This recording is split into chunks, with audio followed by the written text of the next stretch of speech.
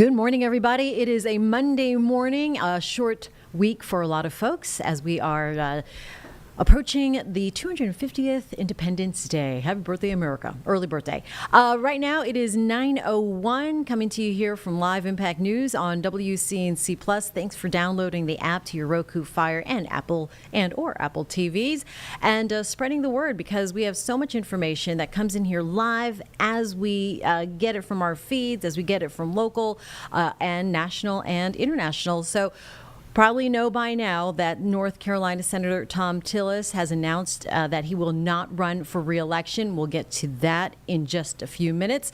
But the other thing we want to know about here, at least in the Charlotte metro area, is the weather. And we need a plan for the holiday weekend. We need to talk about today.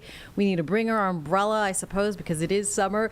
Meteorologist Chris Mulcahy joining us this morning. And, that mugginess, that's going on again as usual.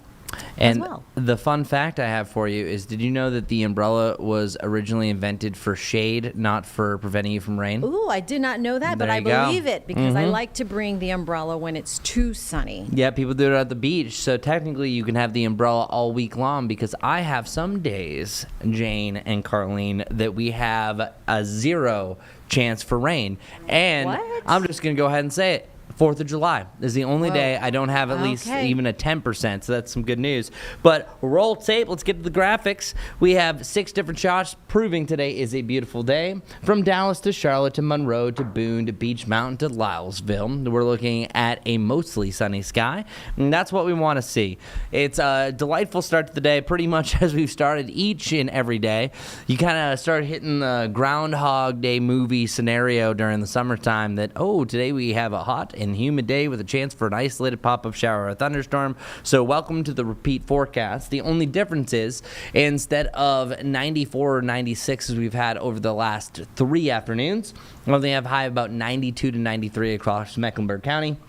Some of us getting as much as 95 down in Chesterfield County, and I think we have close to about a 90, 89 right around Hickory. But if you closely look at the other numbers that I have there in the red boxes, you will have a real feel that's close to 100 degrees. Really about that 98 to 100 is going to be the time frame right about the middle of the afternoon. Of course, we have another soccer match. FIFA is in town. I mentioned the 2 team names I don't really know how to pronounce. There we go. Okay. Fluminense? Yeah. No, I wasn't going to try to fake this. Here, I'll bring that up. Italiano.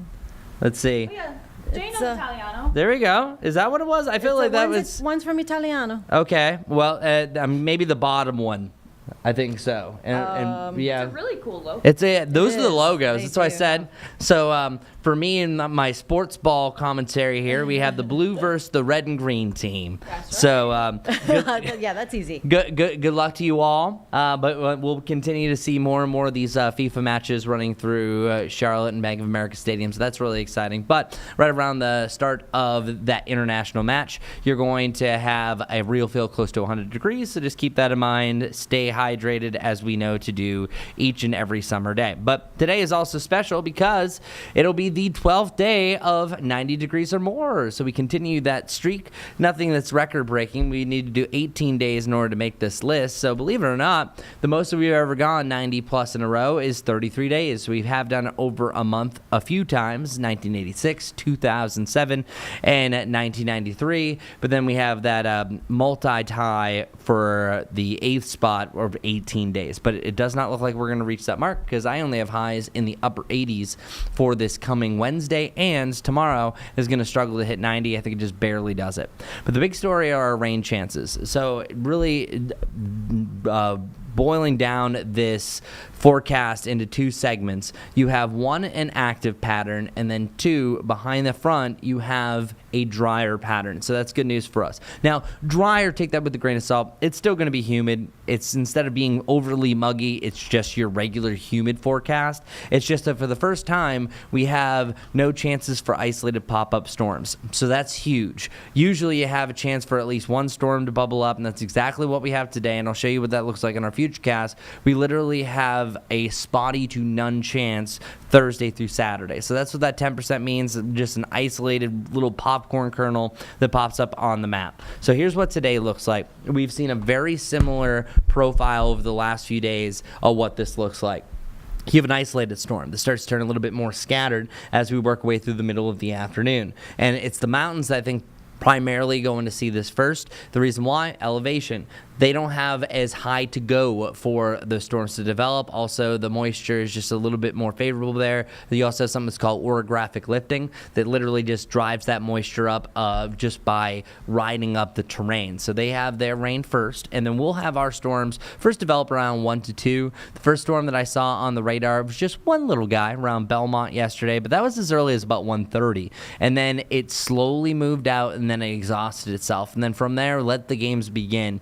The maddening part about this forecast is you have one storm that turns to 2, 2 to 4, and then it's really those that pretty much play a volley back and forth with one another as they're allowing those outflow boundaries to fire up more showers and more storms as we continue forward. So all in all, this is what our forecast is looking like. I think from 2 to 6 is where we have the most active zone. You notice by about 7 o'clock, it starts to kind of fade out a little bit, but then between about 8 and midnight, we're seeing kind of a second coming. And this is the only difference in the forecast that we've seen compared to the last few days, is that I think that you're going to have some leftover storms that generate a little bit further down towards the south, and those are going to still have enough gusto and oomph to get back to our area. So we'll have a technical second round of showers and storms. A lot of those starting to die out, so it could be just general rain by this evening. But since it's been so humid, and oftentimes whenever you have a dew point over 70 degrees, that excites the electrons of the atmosphere a lot more, aka a better energy for thunder and lightning.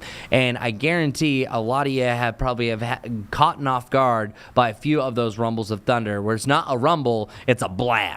The ones that all of a sudden you see a flash and then boom, those window rattlers. You're going to have a lot more of those. By the way, there are 1 out of every 10 lightning strikes are the ones that are a solid streak. That's called the positive lightning strikes. They're 10 times stronger, 10 times louder, and have 10 times more energy. And coincidentally, 9 out of every 10 lightning victims actually survive. And it's the 1 in 10 that do not, and that's also correlated to those positive lightning strikes. So whenever you have that one big single bolt, the ones that rattle things, those are the ones that are the most dangerous. And I'm specifically talking about that today, is I think you're going to have the energy to do it this afternoon, and I think you also have the chance of doing it again tomorrow.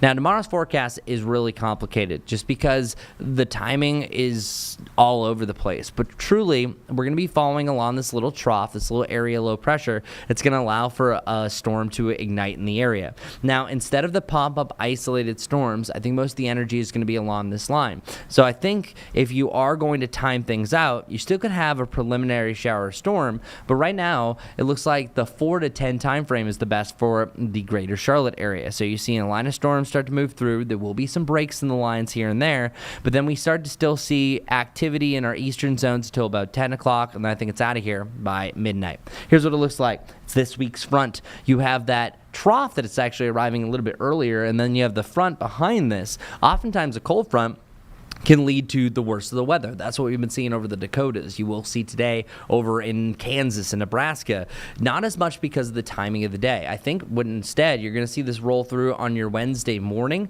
into the afternoon, even if it lingers. I think most of the heavier storm activity is going to be to the southeast, and right now we have no designated severe threat on Wednesday. It's only a low threat for tomorrow, and I think that's just because of the timing, and also I think this first batch of energy, that trough kind of takes away most of it, that really helps us out. But what's really interesting about this front is it has a second story. And that second story is whatever this little low that's on its tail, and once it turns stationary, is going to do. So we've been talking about the tropics all morning, and we now have a 20% chance for development right around Florida coming around day 6 and 7 of our extended forecast. So right now it has the next 2 days, 0% chance. But over the next 7 days, this has a 20% chance for development. And oftentimes when you see that, nothing's really going to come from it, well, both Andrea and Barry have exactly done this. So what's going to happen, and this is one that I really want us to pay closer attention to,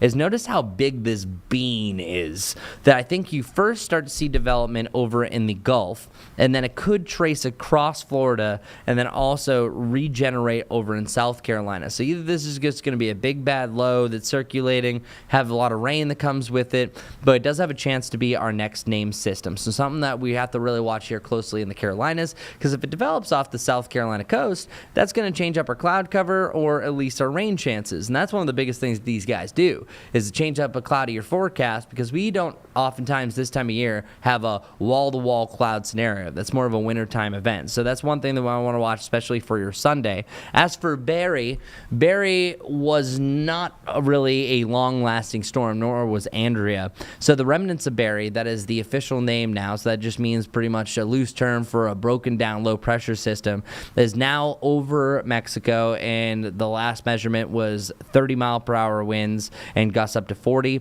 That last advisory at 5 a.m. will be the last you ever hear of Barry until 6 years from now, when this hurricane name list is recycled. Now, what's most interesting about this season so far is how short-lived these events have been.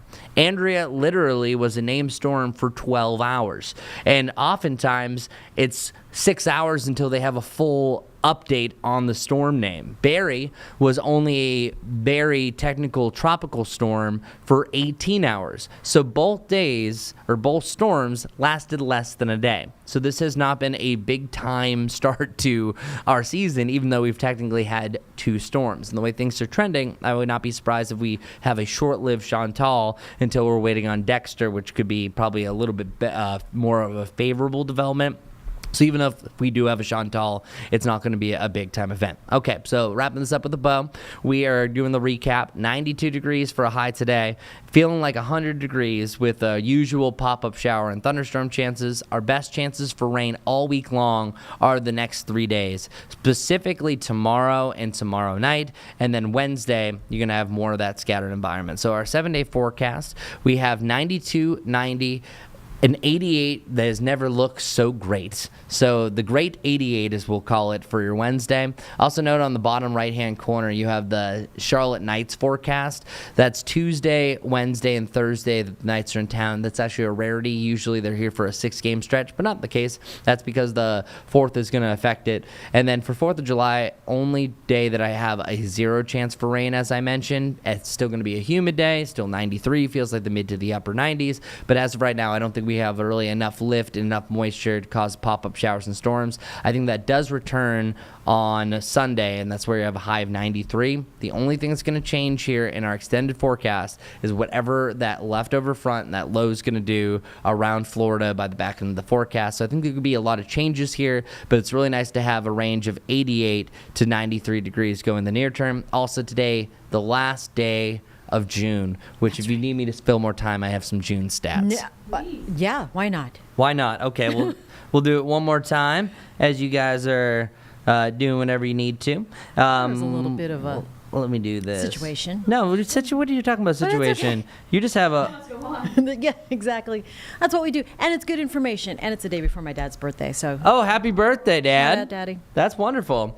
Okay, so I think the best stat I can pull from here is we've had a lot of warm mornings. I think I showed you a sample of this last week, but officially through 29 days, we have averaged 70.0 degrees for our average low temperature. So, of course, by shifting through all the data, this is now the 5th warmest average lows that we've had during the month of June. Of course, that goes back to 1879. So yeah, this is really stands out from all the rest. 79.6 looks like that ranks as far as the average lows for our 12th warmest June. And if you remember, probably not, but April was actually our warmest April on record. So it's nice to be back in the top 20 list, and I think it definitely helped to have all those warm lows, and it also helped to have that 100-degree day not too long ago where it was quite the trend. Also bringing up the streaks again. If there's something happens that say we hit 90 tomorrow and we still hit 90 on Wednesday, the way the extended forecast would go is we would be well onto this list, but that 88, it looks to be pretty confident that we'll at least visit the upper 80s for one day, maybe even tomorrow if the cloud cover takes over. Oh, okay. Cloud cover helps. 88 was a good year, so. It was a great year. Yeah, I know. Love the 80s and 90s. Yeah, I wonder, here real quick, I'm wondering what was the hit song of 1988? Let's see. This is the information you could This is you the could information use. you need. Yeah. Faith by George Michael. That's a good Solid. one. Oh, and then George Harrison, Got My Mind Set on You. Okay. Great music video All right. where all of a sudden you George have is- the parlor dancing around, including a stuffed squirrel. So, yeah. Oh, wow. Yeah, I know. Yeah, it's a good Go check recall. it out on your own time. Okay, very good. Thank you for buying us that time. And again, good information. Looking Of forward course. to the 80s. And shout out to our intern, Lily, oh, who's yes, over here, Miss too. Lily. Yep. Lily's hanging out with Lily's us. here all week long. And Lily, this is your 5th week, right? It is. I'm halfway through. This is the halfway point. This is my halfway. Yeah, you got the mics open. What? How do you feel? I've been doing great. Yeah? It's my second day. I worked yesterday, Sunday morning, so I know, Okay. my first week of mornings. Full Great. week. I'm Yeah. excited. Mornings are, well, Chris, I don't know. Yeah. Do you like mornings, working mornings? I do. All right, 1 o'clock alarm clock or 2 o'clock? No, it's like 1:30. Split the 1:30? difference, All right, yeah. Very good. Yeah. Larry was 1:15. I pushed 1:30. Wow. I mean, I did it back in the day, and I tried to push it as far back as I could for a 4:30 Mondays show. are always tough. Yeah. But no, we're doing good. And great to have you, Lily. Yes, great job today. Lily. All right, nice job. Halfway through, we do a great internship program here at Tegna, our Tegna stations, and WCNC Charlotte. Shout out, everybody. Woo woo. All right, we're doing it. Thanks, guys. All right, back here in the Live Impact studio now. As we start your Monday, your week going, wow, thought it was going to be sort of a light, easy weekend. No, we have a couple of things going on that is really on the national level and affecting us here in the Carolinas. Of course, the Trump administration and the Senate pushing for their self-imposed deadline to pass what they're calling is the big, beautiful bill, the reconciliation package. The Senate expected to start voting sometime this week as they continue their debate. The latest there from Washington is that they have an unlimited amount of amendments that they could add if they pass that bill.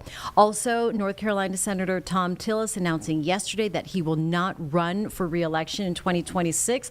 That's a major shakeup, not only for the Republican Party, but of course North Carolina, which is a battleground state. So we've talked to experts that teach politics as well as candidates that are hopefuls in the race that very well could be now an open seat race next year. So 2026, the midterm races will be an interesting one. We're going to start watching, of course, here from WCNC Charlotte, starting now. And speaking of the Senate, they are already in session this morning as they, again, hope to get this bill off the ground and advance things through the Senate. Let's go ahead and listen in now as you're watching Live Impact News on WCNC+. The amount of revenue that would come into the federal government by $1.5 trillion. Estimated the amount of growth, underestimated, the amount of growth in the economy by 5.4%. Dramatically underestimated what would generate in terms of revenue and what it would generate in terms of growth. So let's just say what this is. And by the way, billionaires next year will pay the same tax rate they're paying this year. The people who are going to get hit with a tax increase if we don't do something are those families making less than $400,000 a year.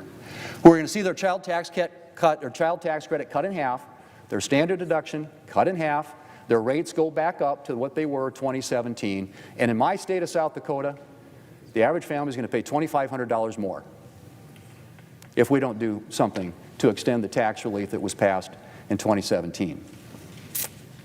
Now, the other thing that Democrat leader got up and talked about is, they're going to be cutting Medicaid. Mr. President, there are a lot of government programs that haven't been looked at in a long time. We all acknowledge that 75% now of federal spending is what we call mandatory spending, entitlement programs, things that Congress doesn't annually appropriate for. And it continues to grow at an uncontrollable rate. In fact, the growth in the rate of Medicaid spending in the last 5 years has been 50%. That's not sustainable. We know that's not sustainable. And in the time I've been here, we have never, ever done anything to reform and improve and strengthen these programs that are growing at an unsustainable rate that will wreck our economy and wreck our country if we don't start making some changes. And so, yes, there are some improvements and reforms to Medicaid to make it more efficient, to make sure that the people who are supposed to benefit from Medicaid do, and that it doesn't go to people who shouldn't benefit from Medicaid. Now, most of the increase in spending in Medicaid has been in what we call the expansion population, and that's the number of people out there for whom states get a 90% reimbursement from the federal government. And so that has grown dramatically. And what does that represent? It's a lot of able-bodied adults, people who should be working, people who are perhaps, don't need to be getting the assistance that's designed for people who are disabled and low-income elderly and pregnant moms. That's what Medicaid was about. And states have, with the federal government, a partnership shared for the years at a traditional rate. The expansion population is 90% paid for by the federal taxpayers. And so what do states do? They game the system to get more federal money. They add more people to the rolls. And so you have people on the rolls today who are here illegally, and people on the rolls here today who are not eligible for this program, and you have people here today for whom there is, in that program, for whom there's no work requirement. And so what this does, it makes some reforms, one of which includes work requirements. I don't think that's a novel concept. It certainly isn't a concept that I think most Americans would disagree with. In fact, it was a Democrat president. Back in the 1990s, there was something called welfare reform. Bill Clinton, a Democrat president, proposed work requirements for welfare recipients. And you want to know something? The work requirements in the Welfare Reform Act, passed back in 1996 and signed into law by Democrat President Bill Clinton, had stronger work requirements than are included in this bill. Stronger work requirements in a bill passed, signed into law by a Democrat president than what's in this bill, and proposed, I might add, by a Democrat president. So that's one of the reforms that we're making.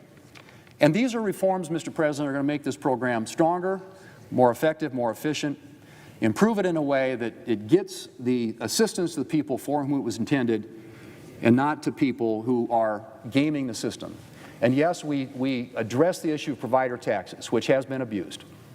No question about it. It's another way to leverage federal money, get more federal money into the state coffers, and the states have used it for things not just to cover people, but also for other reasons. And you like states like New York and California who've gamed the system. So the whole issue of what we're doing with the Medicaid program is to get rid of the waste, fraud, and abuse, make it work in the way in which it was intended to cover the people for whom it was intended, and to make sure that we have work requirements included there. You're watching Live Impact News on WCNC Plus. Coming up on 9:25, we'll get back to the Senate debate there on the Senate floor, which is in session now earlier this morning, and they will continue pretty much throughout the day. Want to talk right now, as we are approaching the 4th of July weekend, though, we want to talk about travel and maybe some last-minute travel deals. Of course, with the holiday coming up on a Friday this year, many of us are planning an extended holiday, a getaway. What is it going to cost? Where are people going to go? And again, where can we go last minute? Katie Nastro, travel expert at Going, which is the travel flight deal discovery app, joining us now. Hi, Katie. How are you? Hi, Jane. Great to be here. Thanks so much for having me. Katie, what are you seeing in terms of overall cost compared to previous years? Yeah, this is what we have coined the golden summer of cheap flights. It really is a unique market in that people are still finding last minute deals, even the week of July 4th, as well as for the rest of the summer. So think end of July, well into August for places across Europe, as well as places across the US. Like, for example, you can head to Chicago for $266 round trip the week of July 4th, so this week, as well as New York, $173 round trip, so keeping that even under the budget, as well as places in Europe for the end of the summer. $434 to Amsterdam available on the Going app that you can take fly direct, or no, sorry, there's one stop there, but is available at the end of July and well into August from the Charlotte area. So there are deals to be had if you haven't booked anything yet. Wow, I mean, less than $500 to Europe. That sounds amazing. What's driving these savings? Yeah, well, there's a combination of factors. One, airfare's been on a cheapening streak in the last 4 months, and we're expecting it to continue to be on that trend. Gas prices, or the price of oil, is lower than previous years, so that's having a slight impact, as well as we are seeing a bit of hesitation in terms of people booking these really big ticket item trips, thinking that, well, we don't really know what's going on with the economy so far out. Maybe I'll scale back or wait until I feel a little bit more comfortable to book a trip. So there's hesitation there, as well as we're seeing a decrease in international arrivals. So, from specific places across Europe, that means that there are empty seats, both ways going across the Atlantic. So that also plays into why we're seeing, especially to Europe, these really sort of shoulder season prices during a peak season. And you mentioned Chicago. That's going to be a pretty good deal. What are some of the other U.S. top destinations that people can get to last minute? Yeah, so look, at this close in range of time, we would definitely suggest to keep your eyes out on popular hotspots like Las Vegas or Orlando. You could get to Orlando from Charlotte for, I believe, around $80 round trip. Now, that's on a budget carrier, so you just have to be aware, if you're looking for a very last minute, very low profile trip where you're only bringing sort of a carry-on or something that fits underneath your seat, then you definitely can get away for less. As well as, be flexible with your dates. We're seeing, based off of going search data, if you can leave on the 4th versus leaving on that Thursday or Wednesday, you can actually save upwards of 20%. And if you can avoid traveling on that Sunday, you're not only going to be looking at a cheaper fare overall, but also Sunday after the July 4th holiday is going to be the busiest day according to that week and according to AAA predictions. And it typically has been in recent years. So if you can, our biggest tip would be avoid that Sunday if you can. Yeah, Sundays are always going to be so tough coming back from a long weekend. So as far as international trips, then, not too many people are booking them. What's behind this gap? Yeah, so it's really more so there's a hesitation from the American side in terms of, do I want to spend money on a bigger ticket trip like going to Europe, as well as, the US dollar has depreciated in the last few months. So it is a little bit more expensive versus years past to travel around Europe, as well as the UK. The pound sterling to the dollar is pretty healthy in terms of the exchange rate.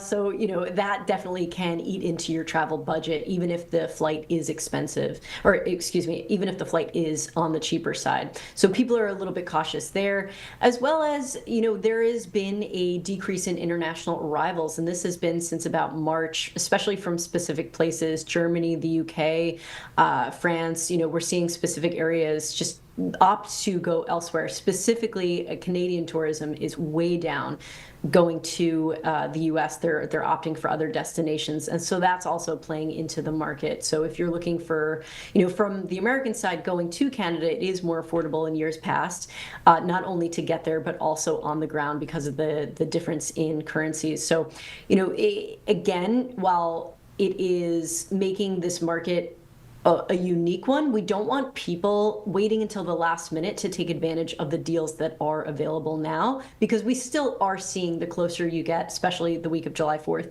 the closer and closer you get to the day that you're looking to fly, you're still seeing airfare tend to go in the upwards direction. So our biggest advice, take advantage of those deals, go to the Going app, look around the globe. And it's not just Europe that's on sale. We actually saw an insanely cheap deal from the West Coast down to Sydney, Australia for $591 round trip. That's almost 70% off.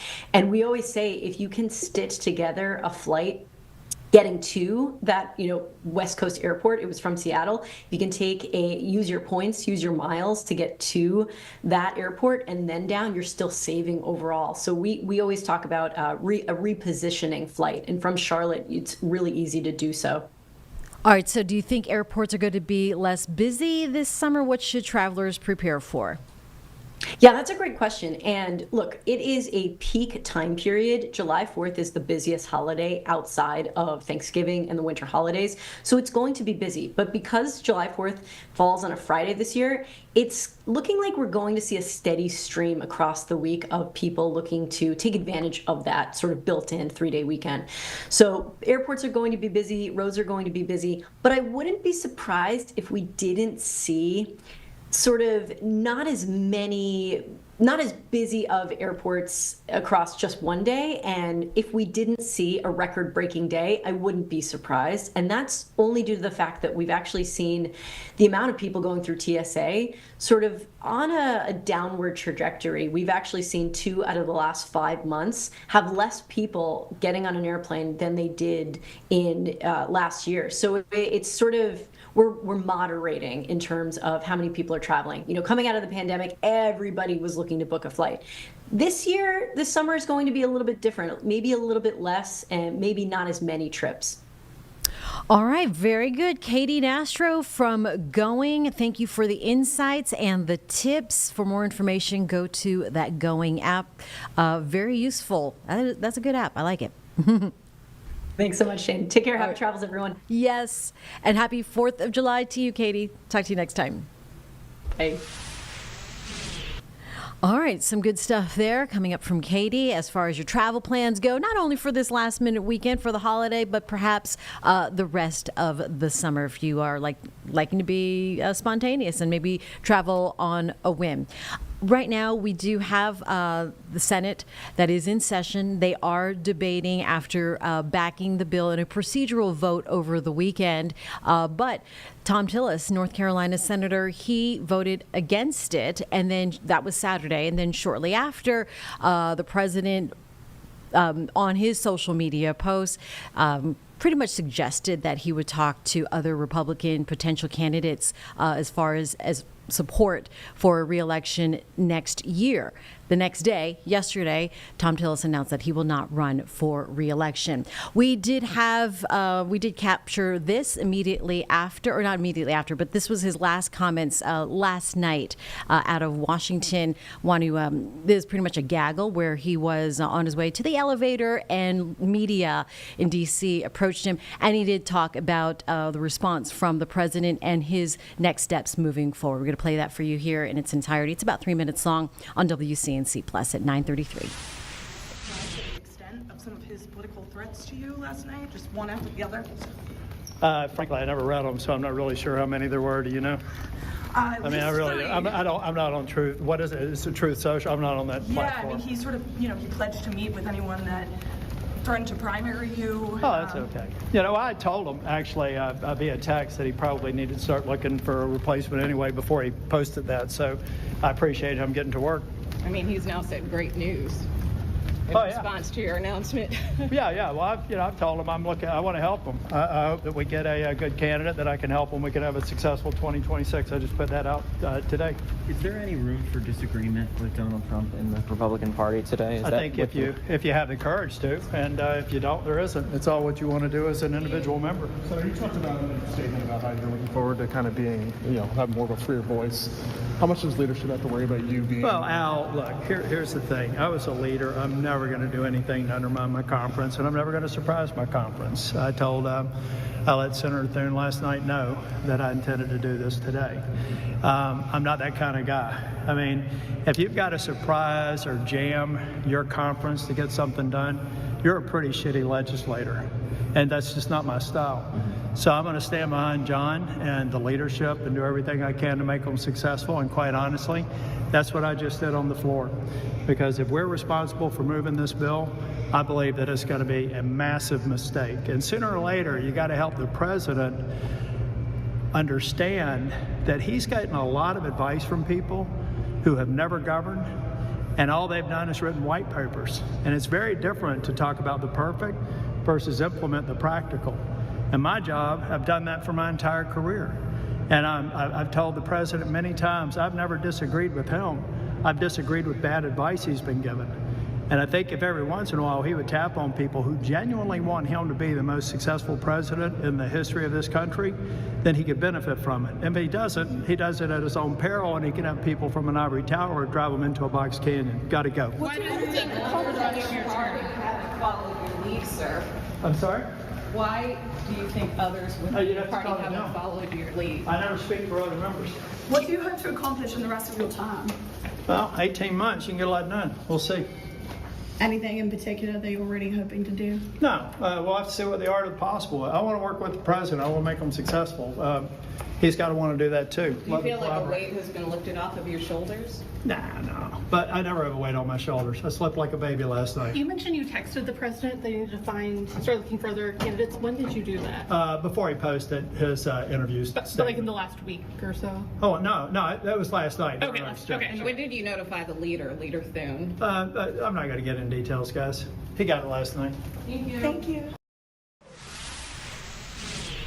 And that was Senator Thom Tillis talking to a number of media folks about the back and forth over the weekend following his announcement that he will not run again next year. This is a big deal. It's a major shakeup in politics, not only on the national level, like I said, top of the 9 o'clock here, but of course, state politics. North Carolina, a major battleground state. We saw that with the presidential election, and we expect to see that again next year. Now, our Ben Thompson, morning anchor for WCNC Charlotte, has been following and talking to Senator Tillis for 15 years now.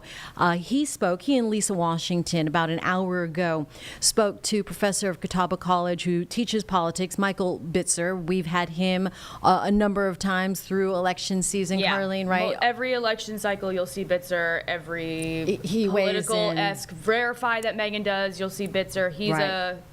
He's a mainstay here on WCNC. Right, and not playing politics, but just calling it as expertise. Exactly. Yeah. And so Ben and Lisa talked to Mr. Bitzer this morning for his latest comments. He did talk to Ben yesterday as well, immediately following that announcement. But now here we are on a Monday morning. Let's play this for you in its entirety. If you missed it about 8:30 this morning, here it is again on WCNC Plus. To help us break down what this means for the Senate race and the future of the GOP here in the state of North Carolina, Catawba College politics professor Michael Bitzer. Professor, thanks for coming on. We appreciate it as always. My pleasure. So let's get this straight. Senator Tillis voted for all of Trump's cabinet nominees. He already announced his campaign staffs for his 2026 campaign run, which included a number of Trump aides. It seemed that these two had come to some sort of truce.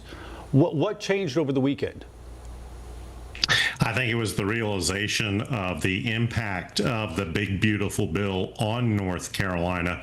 You know, we used to talk about as political scientists that elected officials, particularly those in D.C., would think about how is this going to impact my constituents back home? What do my constituents feel about this particular bill? Should I support it to help them, or will it hurt them and I'm going to be opposed to it? I think what we have seen over the past many years now is a nationalization, particularly within the Republican Party, of not follow your constituents, but follow your leader. The president, the party comes first, constituents second. And honestly, I think Tillis looked at it, and when he made the announcement that he was breaking not just to advance debate and discussion on the bill, but to ultimately vote against final passage of the big, beautiful bill, that sent a real clear signal to the president, who then sent out the tweet about primary the senator, and maybe that's when Tillis said enough is enough. So, Professor, I'd like to build on the question I asked Richard Devane. I'm not sure if you heard that, but before the announcement, of course, all eyes were already on this race. Democrats, of course, would love to flip the seat so that they can win back power. Why does Tillis' retiring upend everything? And who do you think from the Democrat side will be entering into the race? Yeah, what we know is any party wants to go into particularly a midterm election with an incumbent in office, somebody that can go back to the constituents, go back to the voters and say, here's what I have done for you, rally the base, rally the power of their office. This open seat election now truly makes North Carolina's U.S. Senate seat in 2026 a pure toss-up. We are an evenly divided state. It will be incumbent upon both candidates, whoever they are, to rally their base and to persuade a very small slice of the electorate that swings to one party over the other to make an electoral victory out of the state in November of next year. On the Democratic side, noted that Wiley Nichols is certainly already announced his candidacy, but I think all eyes are on former Governor Roy Cooper. He would bring the power of having won statewide consistently to this race. He is probably what Democrats in D.C. see as the most powerful candidate to take back this seat. Remember that in midterms, the president's party usually loses seats in Congress. So this is a real opportunity for Democrats to start inching their way back into majority status. They have to have North Carolina. They have to have a state like Maine. There are other states that are going to potentially be in play as well. But right now, Roy Cooper is seen as probably the lead Democratic candidate. If not him, if he chooses to pass, there's word on the street about someone like Jeff Jackson, the newly elected Attorney General of North Carolina. Maybe he will throw his hat into the ring. Maybe somebody like Deborah Ross might take a second stab at running for the U.S. Senate, as she did in the past. So we'll have to kind of wait and see how this fallout plays on the Democratic side, but particularly on the Republican side. Given what you just said, that an incumbent always has an advantage, yes, just in general, are there some Republicans waking up this morning trying to enjoy their Monday cup of coffee, scratching their head thinking, what in the world did we just do? Thom Tillis was not perfect by any means, but he was a conservative, had a conservative voting record. Why did we just do this to ourselves? I think for a lot of strategists, they're probably, particularly on his campaign, on Tillis's campaign, they're asking those very questions the minute that press release got sent out yesterday. You know, for Republicans, there is very much a divide within the Republican Party. And I think Thom Tillis exemplifies one of the factions of that divide, certainly somebody who is much more a Chamber of Commerce kind of style of Republican, but was conservative and would fall in line behind what the president wanted. Remember, he was a key vote on the Hegseth nomination for Secretary of Defense. He ultimately ended up voting for Pete Hegseth's confirmation, but certainly this kind of dynamic within a party that also has somebody like a Mark Robinson that led and was ultimately doomed last fall represents a real clear MAGA Republicanism versus a kind of traditional conservatism within the Republican Party. Right now, by my calculations and research, MAGA Republicanism dominates within the party's primary electorate. Typically 2/3 of the voters will go whoever Donald Trump endorses. And so that kind of dynamic with the president wanting his head on a silver platter maybe made that decision even easier for Senator Tillis. And to that point, I mean, just in the last 24 hours, there's been a parlor game, and I think every GOP member of Congress has thrown themselves into the ring or had an aide do it. But I mean, honestly speaking, when we get down to the primary, do you think this is going to be just basically whoever Donald Trump wants? I think that is one of three scenarios. I think the first scenario is certainly if Laura Trump wants to come back to the state, this nomination is hers. There is no doubt in my mind that she would immediately clear the field on the Republican side. If she chooses not to and to stay where she is, I think the second dynamic at play is who does Trump ultimately endorse? Remember, his endorsement carries gold weight with Republican primary voters.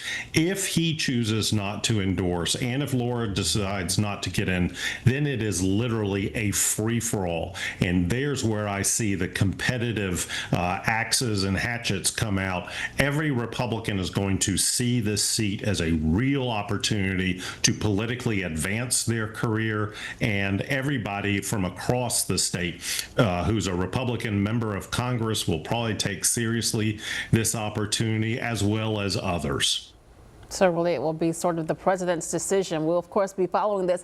Let's talk about the moderates, though, because a number of the moderate Democratic senators recently decided to leave the Senate. Do you think this is part of a broader trend? Where is the room for moderates?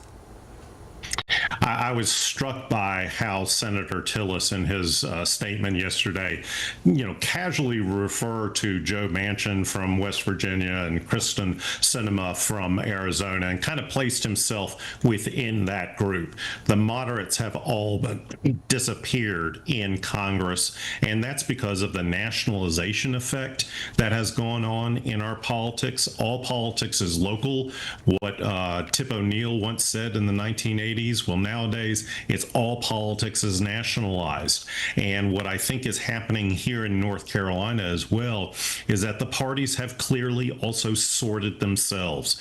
People who identify with one political affiliation over the other, they are party loyalists. They will vote for that party no matter who the candidate is. And in North Carolina, we have a long political history, rich tradition of people splitting their tickets. It used to be wild swings back in 2004. Now that percentage of the electorate is probably around 5 to 6% that can move one way or the other, bounce down the ballot. But that has really eliminated the power of moderates, because they, the voters, the base voters, want party loyalty within their candidates. And having that flexibility of being able to say, I can work with the other side, I will vote with the other side, is an anathema, really, to the party hardliners that oftentimes control primary politics. But for the folks watching at home, I mean, you study this stuff, and you have for decades as a living. Let's say Lisa here is the biggest MAGA supporter there is on the face of the earth, and let's say I'm the biggest bleeding heart liberal there's ever been in the planet Earth. These are all hypotheticals. Why do we care if there's not moderates? You should care, because if you want to get anything done, you need to work across the aisle in an evenly divided Congress. Remember, the House of Representatives is controlled by 3 votes. In the Senate, it is also 3 votes that decides whether things move forward or not. Not to mention the least, the 60 votes that are needed to overcome a filibuster threat. If anything needs to get done, if the country is facing significant challenges that need a public policy response, you've got to have people that are willing to say, I'm going to work with the other side. I need people who are bridge builders, who can bring folks together. That just isn't evident to me in the Congress, either the House or oftentimes in the Senate. Senator Tillis was one who could oftentimes work across the political aisle. But as he said, those are dying breeds nowadays. It is because of party loyalty. It is because the voters want absolute fidelity to their principles, and you dare not compromise with the other side, or you will get primaried. Okay, very quickly, I know we have to let you go, but I just want to get your thoughts on the big, beautiful bill. We have that vote-a-rama today where the senators get to introduce their unlimited number of amendments. Your thoughts on this? Is it going to be on the president's desk by the 4th of July? It's hard for me to see, because it has to go back to the U.S. House of Representatives. They have made major changes from what the House passed. It's then going to be upon the Speaker of the House, Mike Johnson, to try and sell his colleagues to adapt the Senate changes. I don't see how this gets done by the end of the week. And as I remind everybody, anytime anybody asks me about politics, this is our money. We are paying these people salaries, Exactly. And no matter how you feel about politics, you want effective governments, and you want solutions. And not just influencers on Capitol Hill. No, because this affects your daily life. We don't need to pay for influencers. We need people who are going to get something done. All right, Professor Bitzer, as always, you made us smarter. We appreciate it. Thank you. My pleasure. And that was just about an hour ago with Professor Bitzer, always giving us some good insight on the world of politics and how it affects us in the Carolinas. We have North Carolina Governor Josh Stein speaking live right now. He is at Longleaf. We are still gathering information on what this presser is about, but we'll go ahead and listen in here on Live Impact News on WCNC+. By 2030 and fully by 2050. For the past 11 years, Duke Energy had been one of only 10% of Fortune 500 companies with a female CEO. Lynn, you have inspired the next generation of women in business through your work. Thank you for your decades of leadership and vision, and it's my honor to award you an Order of Longleaf Pine.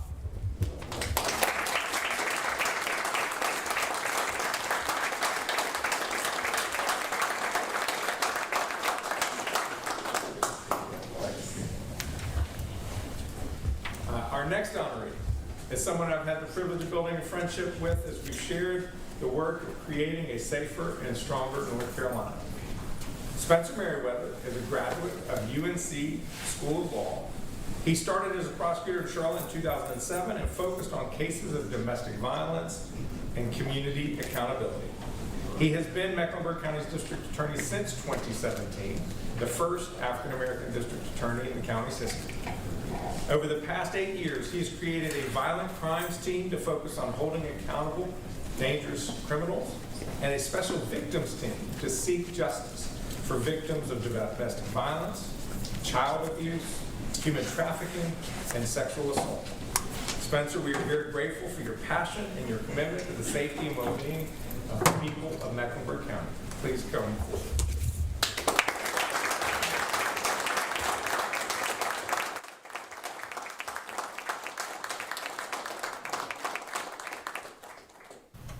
Okay, you see there Governor Stein. He is at Charlotte, or Central Piedmont Community College, Central Campus in Charlotte. He is actually speaking on workforce and apprenticeships and sharing some workforce development initiatives. So that this started about 9:30. Let's continue to listen in on WCNC+. We were colleagues. Jeff is always practical and problem solving as a public servant.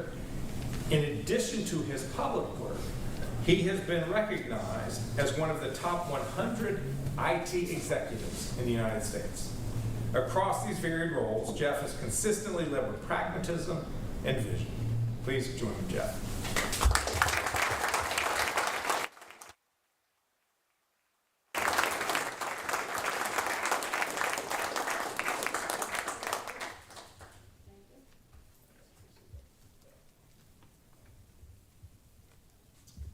Our next honoree is guided by his faith to serve his neighbors. Bishop Dwayne Walker served as pastor of Little Rock AME Zion Church here in Charlotte for nearly 20 years. Not only did he faithfully serve and shepherd his church, he used his position to be a community leader in the city. For instance, last year, Little Rock AME Zion opened doors to a 105-unit affordable housing project that's helping Charlotteans live in the communities where they work. Bishop Walker also served as a member of Charlotte's Planning Commission, where he worked to expand educational opportunities. Last year, Bishop Walker was elected as bishop in the AME Zion Church, presiding over the denomination Alabama-Florida Episcopal District, where I am sure you're already continuing your legacy of service to the broader community.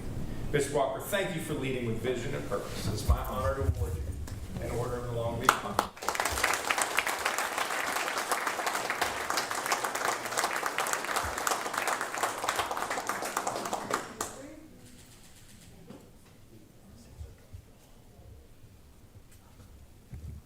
Our next honoree has put his life on the line time and time again to serve his fellow man. He began his career as an infantry soldier at Fort Bragg until he was honorably discharged in 1964. From there, he went on to join the Charlotte Fire Department at age 47, years there.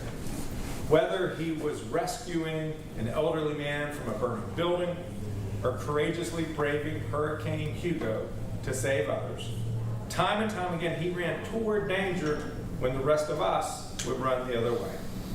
Carl, I want to thank you for your heroic commitment to our state and its people, and I would love to give you an Order of Longleaf Pine.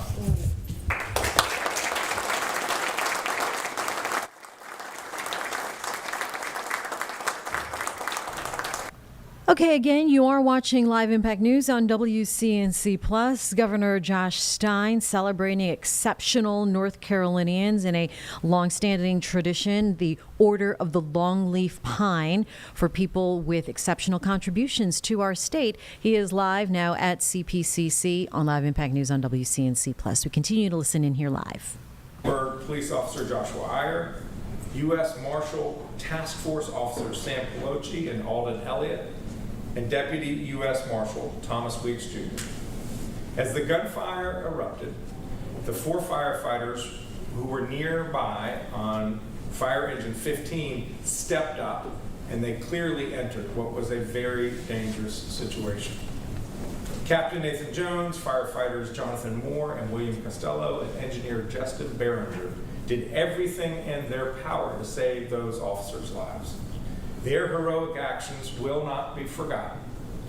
As we continue to honor the memory of those 4 we lost, let us continue to support the heroes who, by the grace of God, still walk among us. When I call your name, please come forward to be inducted into the Order of the Longleaf Pine. I understand that Captain Nathan Jones is not here, but Chief Reginald Johnson will accept on his behalf.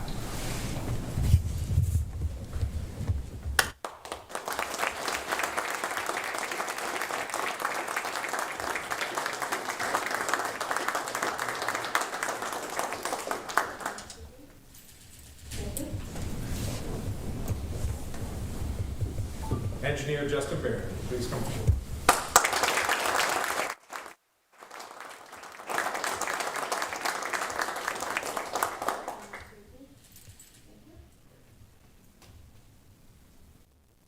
William Costello.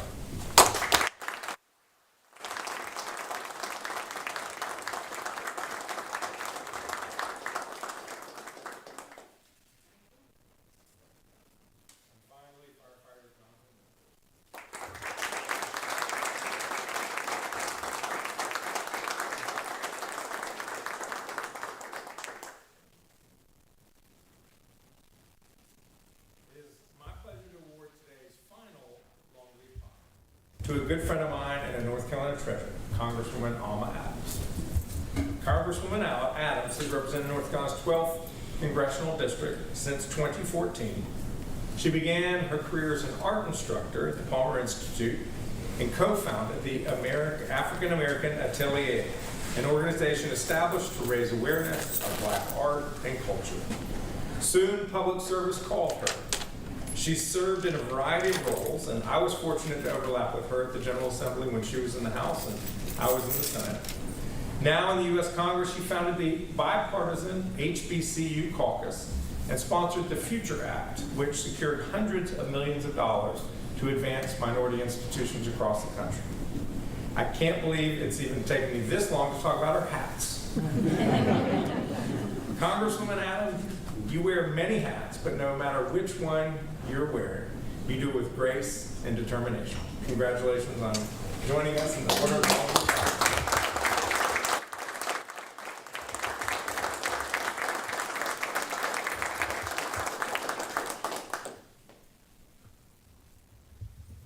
North Carolina is home to a lot of incredible people. May we all take inspirations from the people in this room who've been recognized today and all they have done for our state and our people. They have made their own imprint on what it means to be a public servant.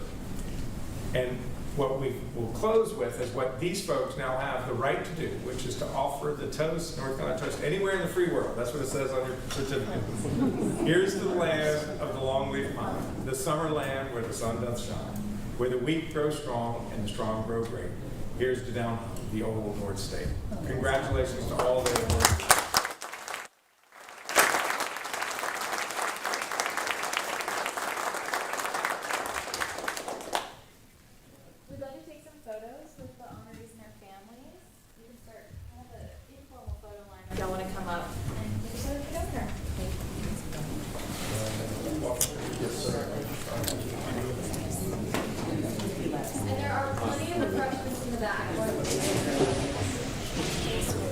Good morning, everybody. At 10 a.m., straight up on a Monday morning, you're watching Live Impact News on WCNC Plus.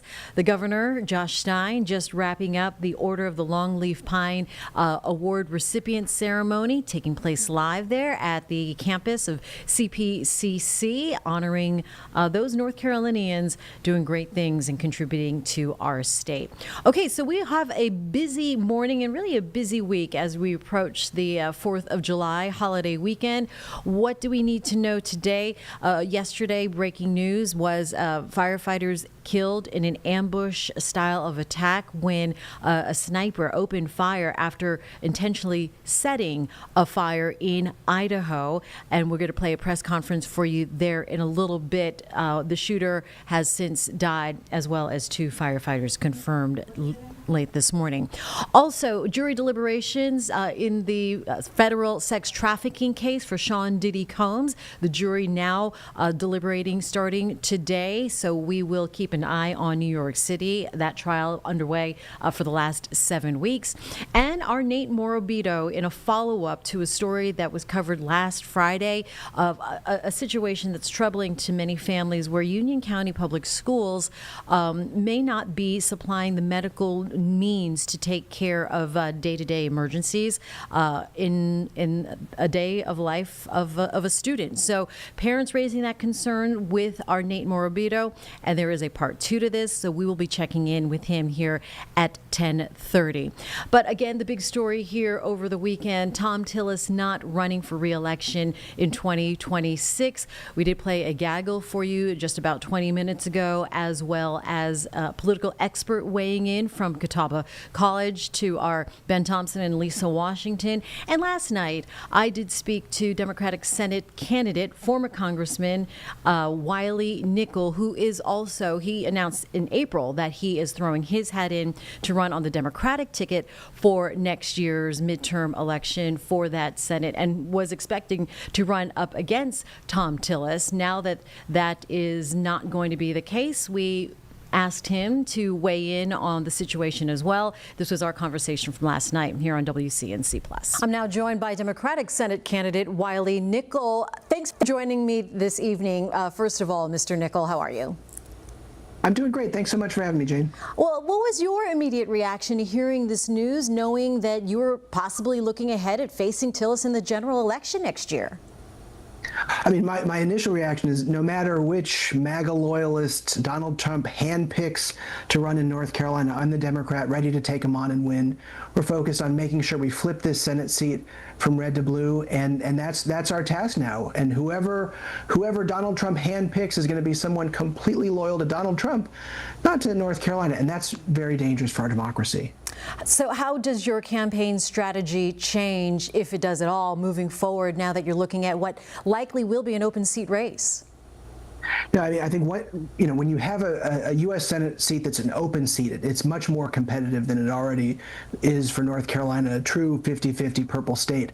So that makes a big difference. But for me, this is the kind of race that I won to get elected to Congress. In the last Congress, we flipped one of just 6 Republican seats from red to blue against Donald Trump's hand-picked candidate 2 years ago. So this is something very familiar for me, and we've done it once, ready to do it again, and that's the choice that voters are going to have. I'm excited to do all I can to make sure we hold Donald Trump accountable and make sure that we flip this seat. Let's talk about the events leading to this announcement. We saw President Trump's statements aiming at Tillis after he voted against moving the administration's package, the reconciliation package, forward.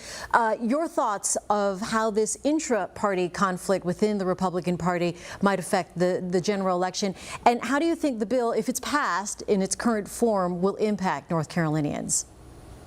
No, I think it's definitely worth noting that Thom Tillis's decision didn't happen in a vacuum. It happened because he wasn't willing to be 100% loyal to Donald Trump and doing anything and everything he told him. But the reality is we've got a really bad bill here, and it's bad for North Carolina working families. It's great if you're a billionaire. You're going to make tons and tons of money off these tax cuts. But I think that's something that I'm going to continue talking about and have been. We have a bill that has just advanced in the Senate that will knock out over 500,000 North Carolinians from Medicaid coverage. That's horrible for our state. It's going to add trillions of dollars to our national debt, the deficit. It is absolutely horrible for our state.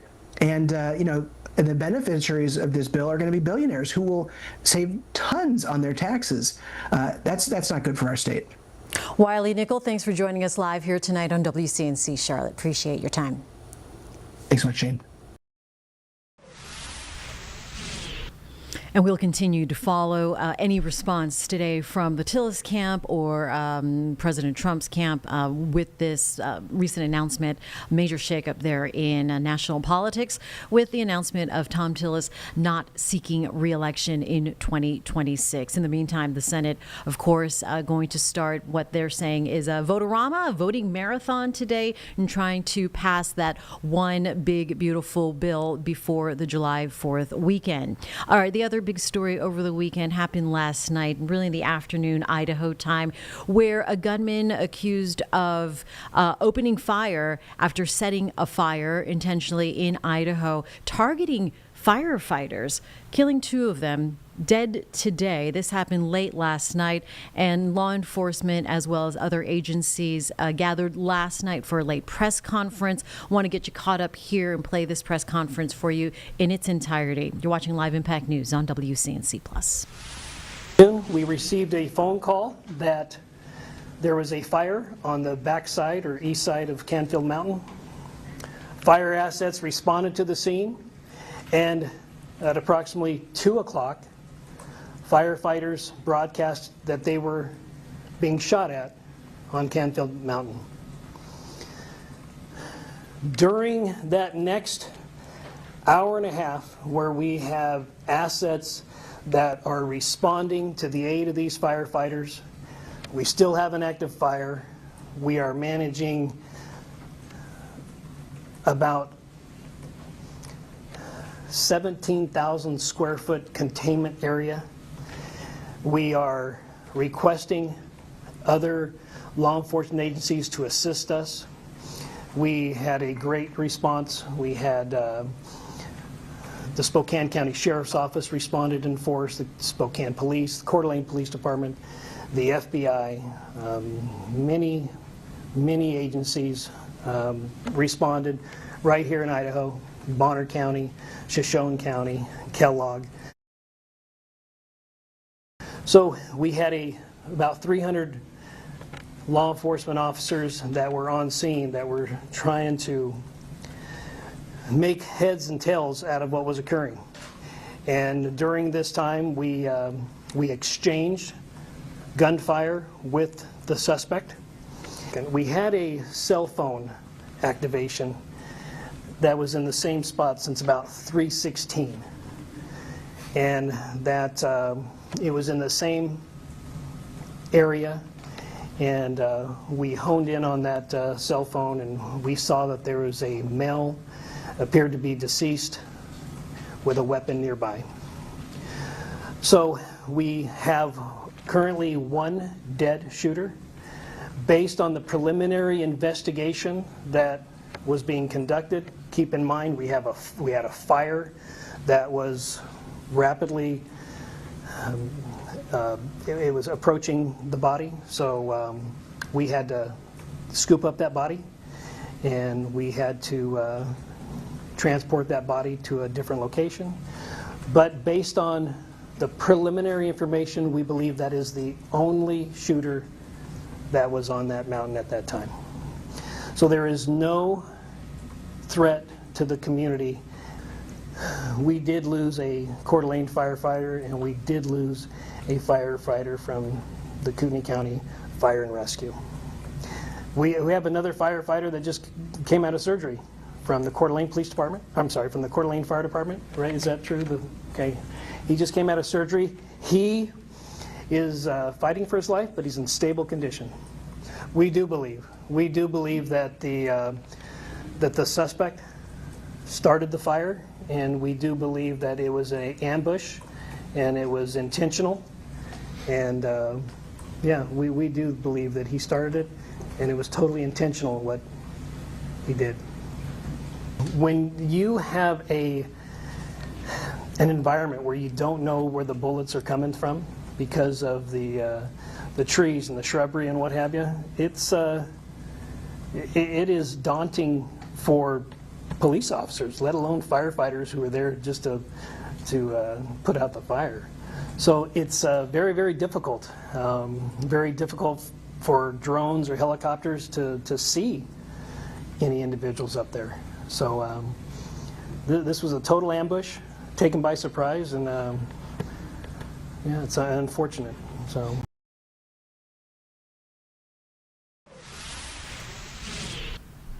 And that was previously recorded from late last night in Idaho, the latest on that tragedy where a gunman opened fire on some firefighters after intentionally setting a fire to lure them in. All right, let's get you out to Washington, D.C. as we are keeping an eye on the Senate. They are in session. They started early this morning debating on the Senate floor and hoping to vote, getting closer to a self-imposed deadline to pass a one big, beautiful bill. You're watching Live Impact News on WCNC+.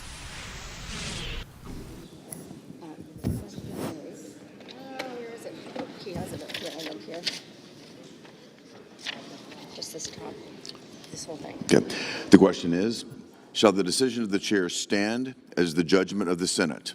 The yeas and nays were previously ordered. The clerk will call the roll. Ms. Alsa Brooks, Ms. Baldwin.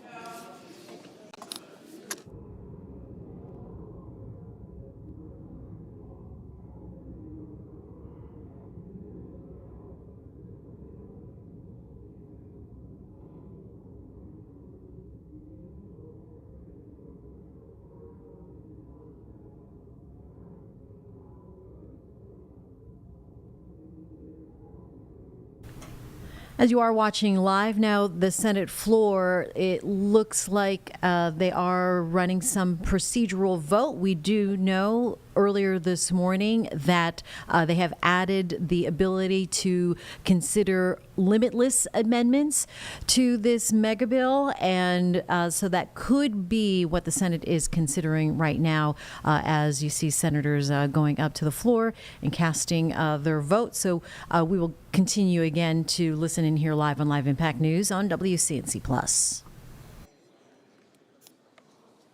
Mrs. Blumenthal. Mr. Blumenthal.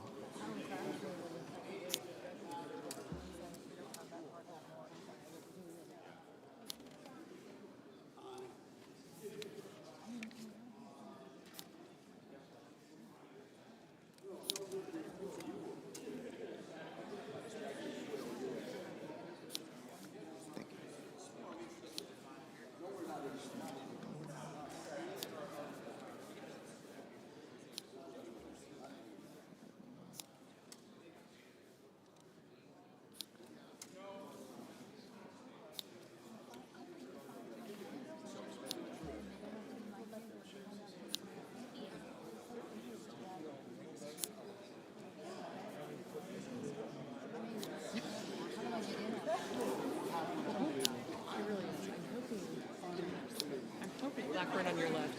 I'm hoping.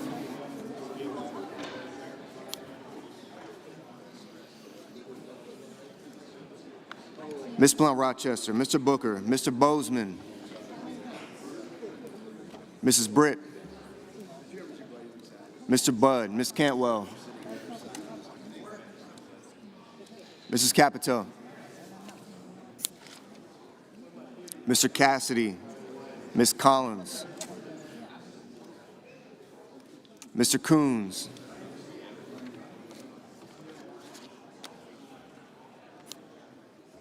Mr. Cornyn,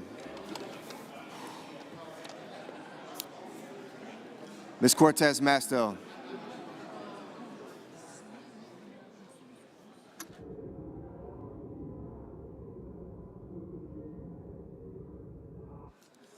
Mr. Cotton, Mr. Kramer,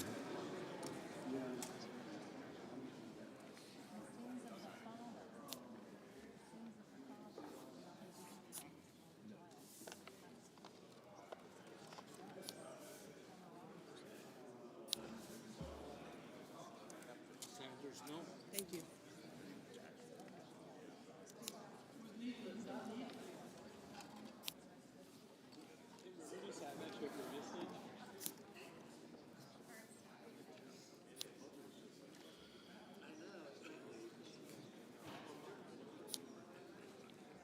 Mr. Crapo, Mr. Cruz, Mr. Curtis,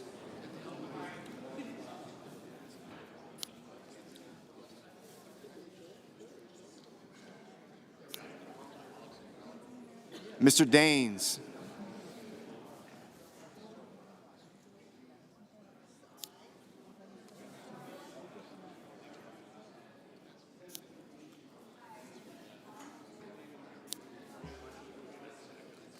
Ms. Duckworth, Mr. Durbin, Ms. Ernst, Mr. Fetterman, Mrs. Fisher, Mr. Gallego, Mrs. Gillibrand,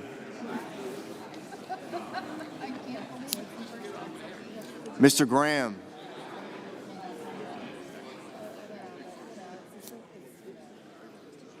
Mr. Grassley, Mr. Haggerty. Thank you, sir.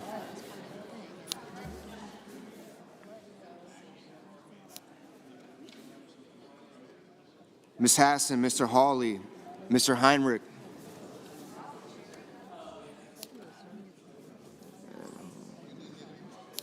I got you, Senator.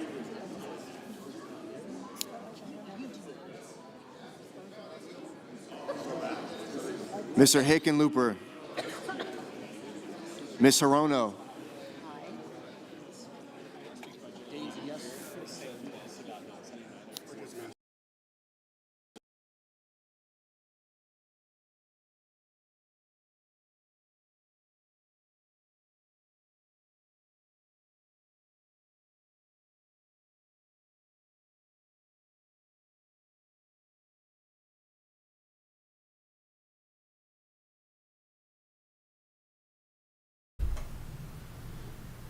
All right, we are going to work on getting that picture back up. That is the feed coming in from NBC Network. As we are taking a look here at 1017, you're watching Live Impact News on WCNC Plus. Thanks for joining us here this morning. And it looks like the picture is back to life. Let's check in on WCNC Plus. Kennedy, Mr. Kim, Mr. King, Ms. Klobuchar, Mr. Langford, Mr. Lee, Mr. Lujan, Ms. Lummis,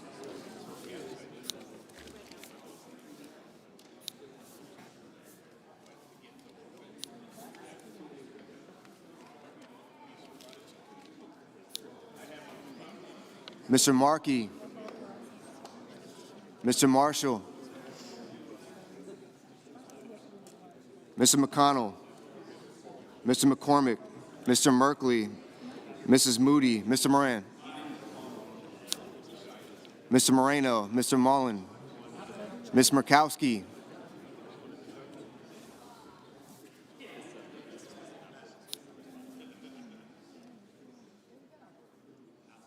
Mr. Murphy, Mrs. Murray, Mr. Ossoff, Mr. Padilla, Mr. Paul, Mr. Peters, Mr. Reed, Mr. Ricketts,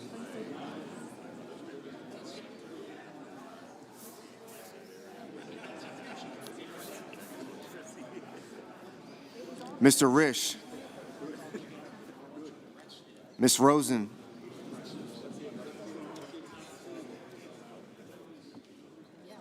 Mr. Rounds, Mr. Sanders, Mr. Schatz, Mr. Schiff,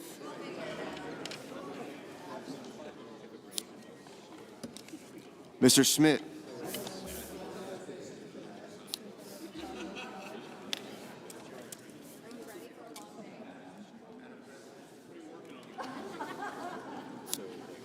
Mr. Scott of Florida, Mr. Scott of South Carolina, Mr. Shaheen, Mr. Sheehy,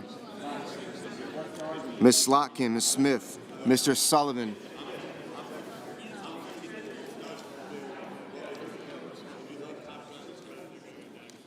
Mr. Thune, Mr. Tillis,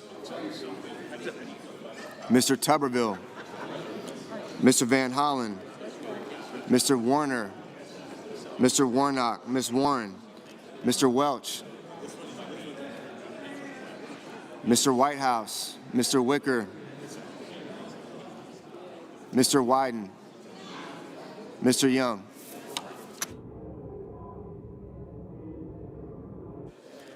Senators voting in the affirmative: Banks, Barrasso, Blackburn, Britt, Budd, Cassidy, Kramer, Crapo, Cruz, Curtis, Daines, Ernst, Fisher, Graham, Grassley, Haggerty, Hawley, Hoven, Husted, Justice, Kennedy, Lankford, Lee, Lummis, Marshall, Moody, Moran, Moreno, Mullen, Paul, Rounds, Scott of Florida, Sheehy, Thune, Tuberville, Wicker, Young.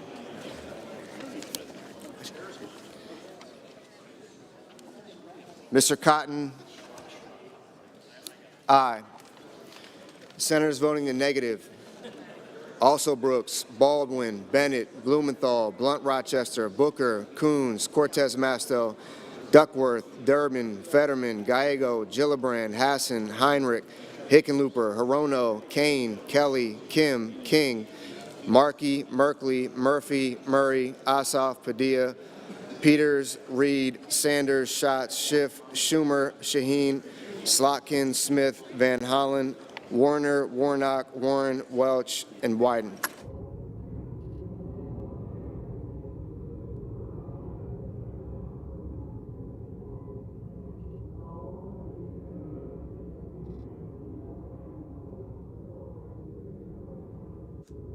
Mr. Whitehouse, no.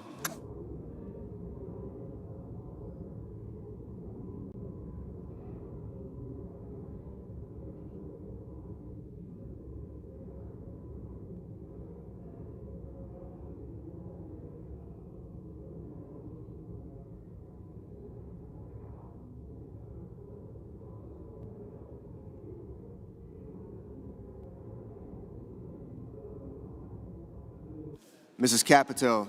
Mrs. Capito, aye.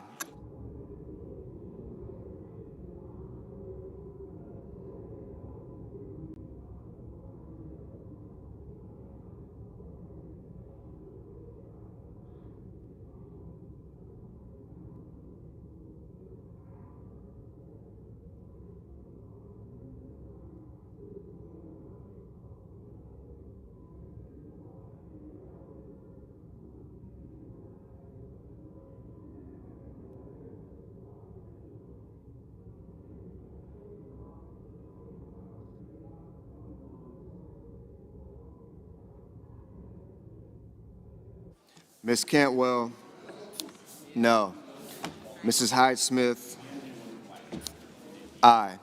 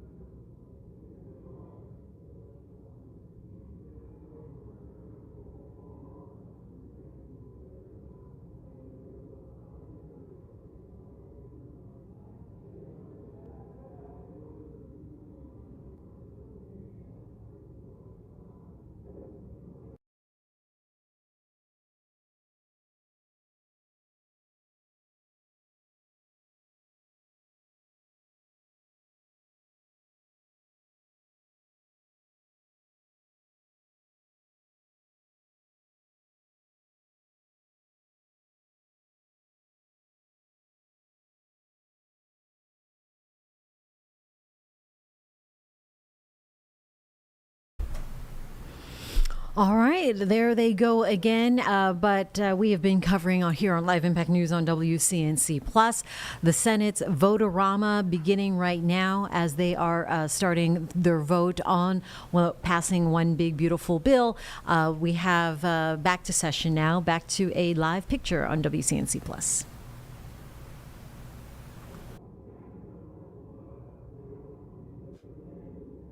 Mr. Lujan, no.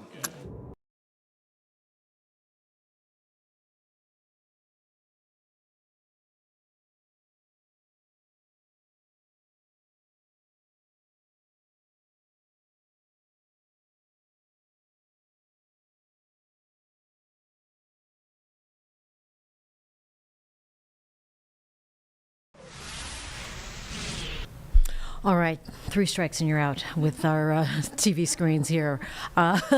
Just want to let you know that is not coming from the Live Impact studio. That is coming from the feed from, we believe, the floor. So here on Live Impact News on WCNC Plus at 10:26. Coming up in just a few minutes, our Nate Morabito will be here in the Live Impact studio with a part 2 to his story covering a concern from families in Union County regarding their student, their child at Union County Public Schools and their health. Also, as we approach 9 months, just over 9 months since Helene struck Western North Carolina, we're covering their progress. We do know Chimney Rock State Park reopened on Friday, so hopefully a lot of us here in the Charlotte Metro got to visit and help out our neighbors as they are looking for those visitors because it definitely helps the local economy there in Chimney Rock and the rest of the high country. Also, an interesting, fascinating story. When Helene hit, there were a number of people that were rescued, and our Vanessa Rufus had this exclusive interview with someone who conducted the rescue. Yes. All right, so this happened last Friday, but the rescue itself was during Helene, right? Yes. All right, thanks, Carlene. This interview for you now with our Vanessa Rufus on Live Impact News on WCNC Plus. So we talked about this. We previewed this on the evening news, the fact that there's a gentleman named Eddie Hunnell who is about to get the Carnegie Medal. This is North America's highest civilian honor for heroism, and this is due to his actions back on September 27th when there was massive flooding from the North Fork New River. Now you're seeing here some video and some images from that incident where there was a woman who the floodwaters had basically taken her home off of the foundation and started to carry it away. And so Mr. Hunnell basically took a life vest and tried to get into the water and save her life, and inevitably did. So we wanted to hear more about that story, and we wanted to speak to Eddie about all that experience taught him and what it means now to be honored with this Carnegie Medal. So Eddie's joining us here on Live Impact News. Thanks so much for your time. We appreciate it. Thank you for having me. So Eddie, we understand that you were actually in that place at that time because you were there for a wedding rehearsal. So not even probably supposed to be in that area otherwise, if not for that event that brought you there. Can you talk about what you saw when you first started to see this scene develop and when you knew that something dangerous was going on, somebody needed help? Yeah, we had heard about a neighbor was talking inside the bed and breakfast we were staying at, saying that a woman was caught in her house, and so we all walked over there. The entire wedding party, which was 16 people at the time, was supposed to be 42, but because of the storm, nobody else could get there.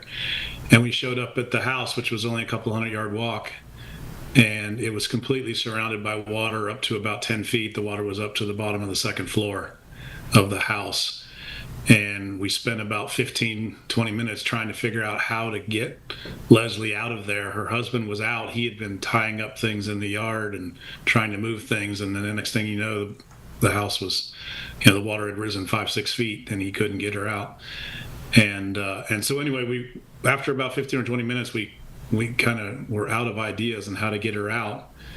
And then about 15 minutes later, a house came down, hit their house, and house came off the foundation, and then she was in the water, and then we didn't have much more time. Yeah, I mean, we were seeing some videos. It looked like just after the rescue where we could see Leslie Worth is the name of the woman you saved, climbing up onto the bank. We saw a canoe there in the river as well. We understand that, as we alluded to before, you put on a life vest, you got into a canoe and you tried to get to her, but that didn't work. Is that what I understand? The water going around the house was really fast because separated, funneled around the house, But behind the house, it wasn't moving very fast just because the house and some trees below the house were in the way. And so I tried to canoe up to the house from below. And I probably could have done it if there was a second person in the canoe rowing, but we only had one life vest. So didn't want to risk somebody else in the water without a life vest. But we tried to get to the house, and if we could have gotten close, we could have grabbed the branches of the trees and pulled ourselves the rest of the way. But we just couldn't get there. I couldn't get there in the canoe with the water moving. Again, not too fast right behind the house, but fast enough. Now, I mean, we understand that your profession is software engineer. Do you have any sort of rescuing background or training? Because, I mean, it sounded like you did a lot of swimming, too, to have to get to her. Well, I grew up swimming on a swim team from the age of 6 or 7 through high school. I almost swam in college. And when I was 17 and 18, I did take lifeguard training and was a lifeguard. But that was a long time ago. And, other than that, no, I haven't had any training.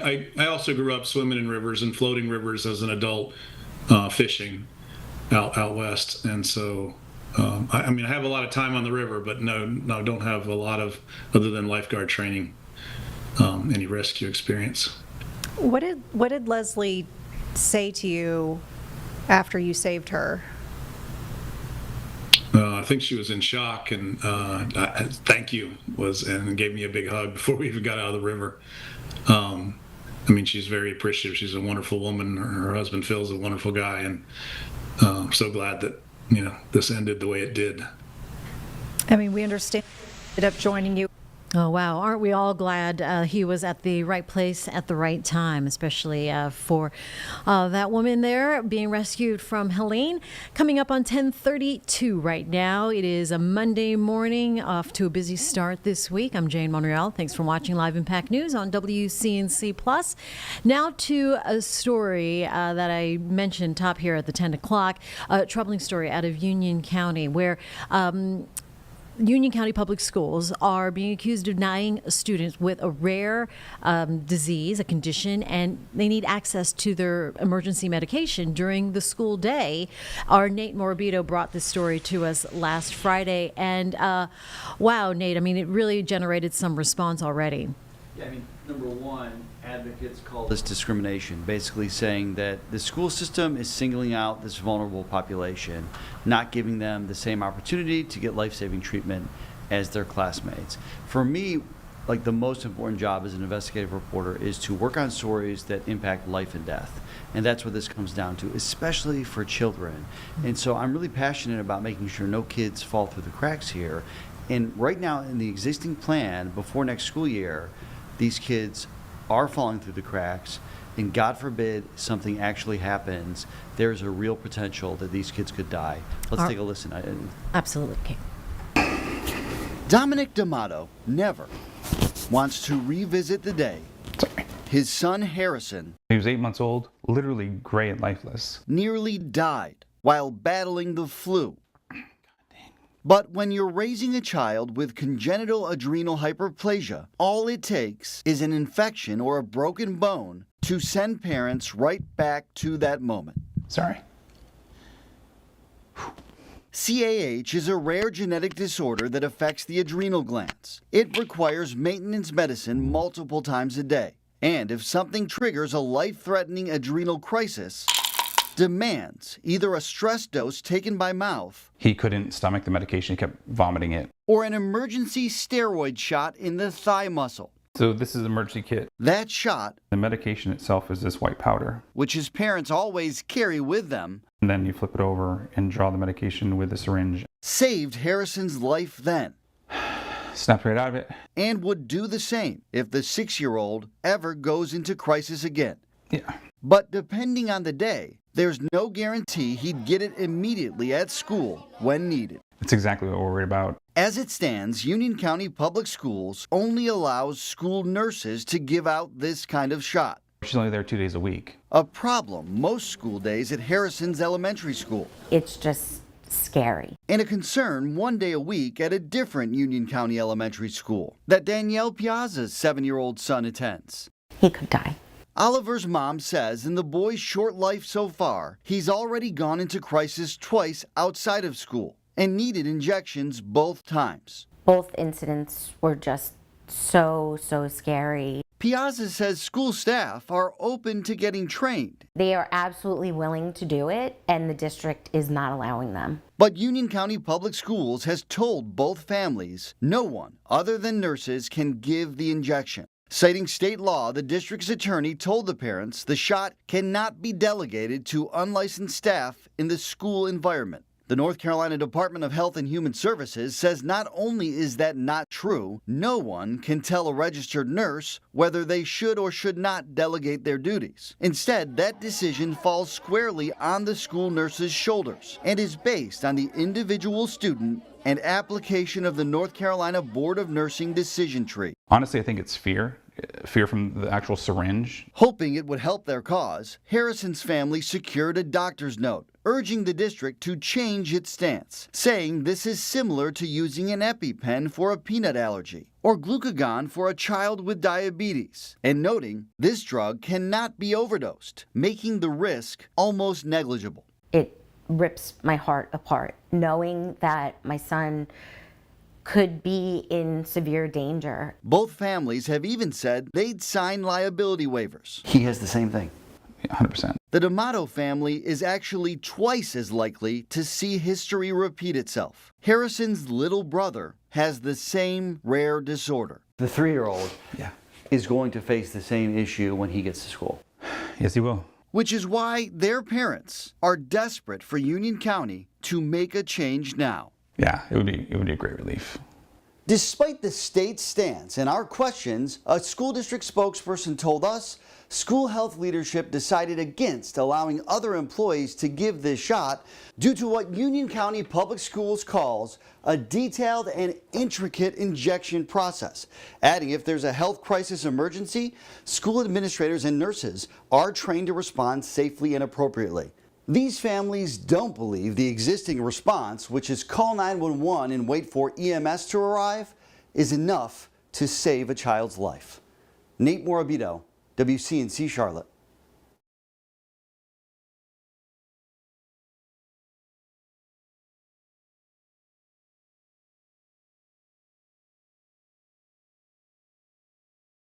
Represent these kids. No responses back out of Union County.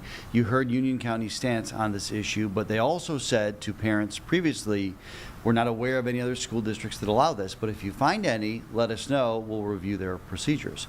So we found some with the help of these parents. We went up to Randolph County and interviewed a mom up there whose school has trained so many people she needs both hands to count the number of them in her son's school. We also confirmed Lincoln County Schools has 4 kids that are authorized to get this shot by not only the school nurses, but also by select trained staff members. So we've pushed back to Union County and said, hey, we found these other school districts that are public schools that do in fact allow this. We'd like to know what your plan is. We're still waiting to hear back, and let me check my phone because my email still says nothing yet. I've given them till 1 o'clock today to give us a response. We're airing a second story tonight at 11 o'clock, and in that story, you're going to hear from a mom from one of those school districts where people other than nurses can give this shot. Let's listen to her right now. Her name's Natasha Tenner. He wouldn't go to school. Like, I can't imagine like that. I would never feel like I can go more than like 5 minutes away. Like you're telling me that, like, okay, so I'm going to sit in the lobby all day then. I don't know. I was thinking about that actually earlier. I don't know what I would do. I would have to homeschool. Like, that's insane. Insane. It's scary. And so that mom is basically saying, if my kid's school did not have other people trained, I couldn't ever leave my house. I'd have to be near the school at all times. And that's the reality for these families, by the way. In Union County, one person at all times is basically having to stay close to the school when school's in session because the nurse isn't there every day. And so on those days when the nurse isn't there, there has to be a plan, these families are saying, beyond just call 911, wait for the ambulance to arrive, and then get the shot. I mean, this shot needs to be given immediately. And you heard from the dad there, Dominic, when his son needed it previously outside of school, snap right back out of it as soon as they gave him the steroid injection. And so these families are just asking for a reasonable response. We know other school districts are allowing this, and we're curious now to hear what Union County is going to tell us now that we've told them other school districts including right in our area, are Yeah. allowing this. Interesting. Okay, so tonight's story, what are you uncovering? You talked to the one parent. What else? Yeah, I mean, we're telling Union County basically we know other school districts do this. We're also talking to a CARES Foundation, which is the national advocacy group for this specific CAH, congenital adrenal hyperplasia. The executive director has some strong words in response to what we found about what Union County is doing. So you're going to hear from her, and you're also hopefully going to hear what Union County is now going to do now that they've been presented with the reality that other school districts are allowing this beyond just school nurses. That's at 11. Okay, 11 tonight. And what's the family doing in the meantime? Well, thankfully, it's summer currently, right? But they have been pushing for a long time now behind the scenes to get to some kind of reasonable agreement. I don't think anybody ever wants to go the legal route, but that could be on the table as well, pursuing some kind of legal action, because these kids deserve to be protected. Legally, they deserve to be protected. The school district believes they are being protected, but obviously these families and advocacy groups are saying, this advocacy group is saying, there is a safety gap here when the school nurses are not at school. Thankfully, it's summer, so there is some time to hash this out right Yeah. now. There's no better time than right now to figure out a plan, come August, September. Hopefully, they'll get to one that everybody feels is mutually acceptable, but right now, these families feel like the school system's letting them down. Oh, I feel very frustrated for them. For the kids. For the kids. Especially, right? Like, yeah, the Exactly. parents. Imagine having to be a helicopter parent. Nobody really wants to do that. Sure. But these parents are having to do that. I mean, their kids are so vulnerable. They get a broken bone, they get dehydrated, Mm-hmm. they go into this crisis. And if they're unconscious, if they're throwing up, they can't take medicine by mouth. They need the shot. And let's be real here.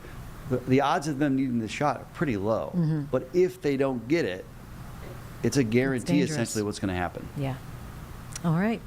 Nate Morabito, his story, part 2, coming up tonight here on WCNC Charlotte at 11. Thank you so much Thanks for having me, guys. doing that work, helping families and protecting kids alike. Here on WCNC Charlotte, if you have any story ideas, send it our way. And Nate, what's your email? Or what? nmorabito@wcnc.com. But you can find me on all social media as well. Just Google Nate Investigates. They'll pop up. All right, very good. Nate, always a pleasure to have you here in the Live Impact studio on WCNC Plus. Coming up on 10:45 right now, big day in Washington as the Senate is in session. They started early this morning as Vote-A-Rama is underway in an effort to pass the One Big Beautiful Bill. Let's get the very latest now. It looks like Chuck Schumer is on the floor right now. You're watching Live Impact News on WCNC Plus. The states of almost every Republican here. It is outrageous to take food out of the mouths of hungry children, to take health care away from people who need it to survive. Senator's time has expired. Just for tax cuts for billionaires. And the American people know it. To my colleagues in Senator's time has expired. To my colleagues in conclusion, I say you know what the right thing is. Say no to gutting health care. Say no to gutting jobs. Say no to this shameful, The senator's time has expired. backward bill, and vote yes on The my... chair recognizes the senator from Idaho. Thank you, Mr. President. This is going to be something that we hear just a lot of today, and this will just be the first shot at it. The bottom line is billionaires are going to pay the same amount of taxes after this bill as they paid before this bill. They're going to pay the same amount. This notion about billionaires getting a tax cut at the expense of everybody else is just the politics of class rather than the politics of fear. The rest of the argument is the politics of fear. The reality is the reforms we are putting into place are to try to rein in control of wasteful and fraudulent and abusive spending that actually diverts resources away from the people who these programs really deserve to receive. I urge a strong no vote against this amendment. Is there a sufficient second? There appears to be. Clerk will call the roll. Ms. Alsobrooks. Ms. Baldwin.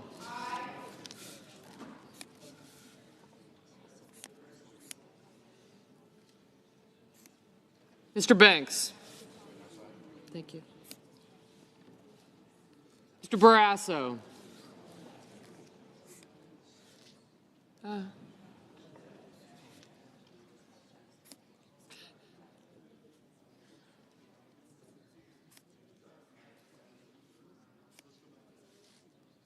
Thanks.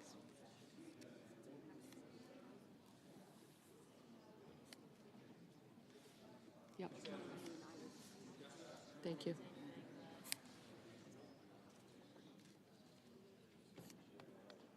Mr. Bennett.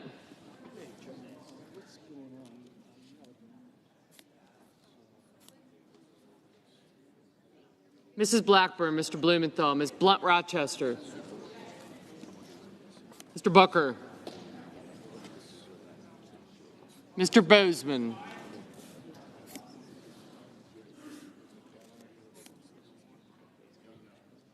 gotcha.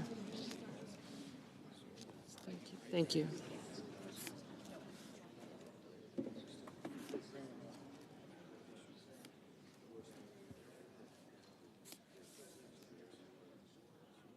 Mrs. Britt, Mr. Budd, Ms. Cantwell,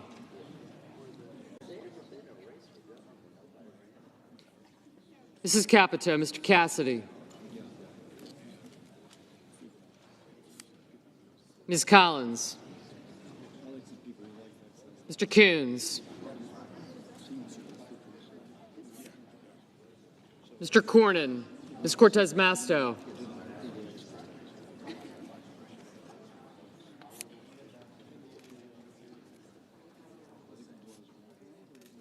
Mr. Cotton,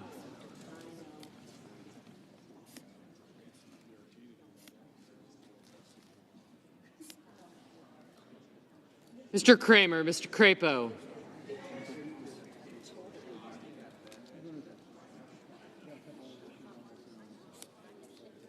Mr. Cruz, Mr. Daines, Ms. Duckworth, Mr. Durbin. Thanks.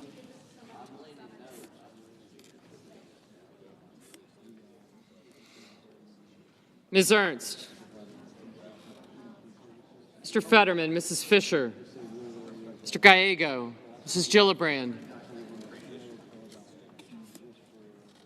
Mr. Graham, Mr. Grassley, Mr. Haggerty,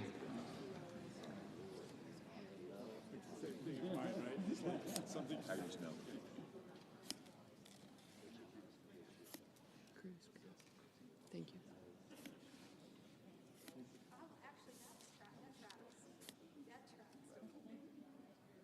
Ms. Hassan, Mr. Hawley,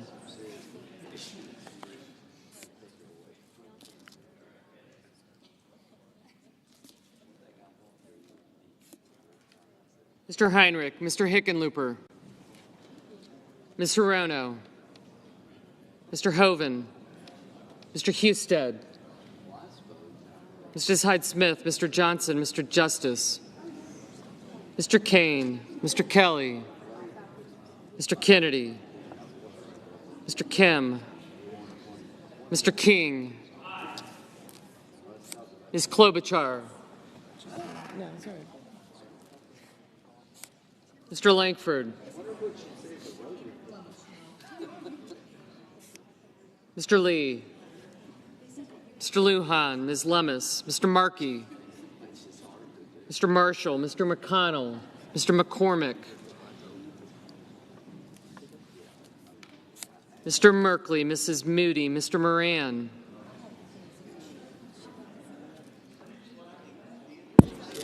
Mr. Marino, Mr. Mullen,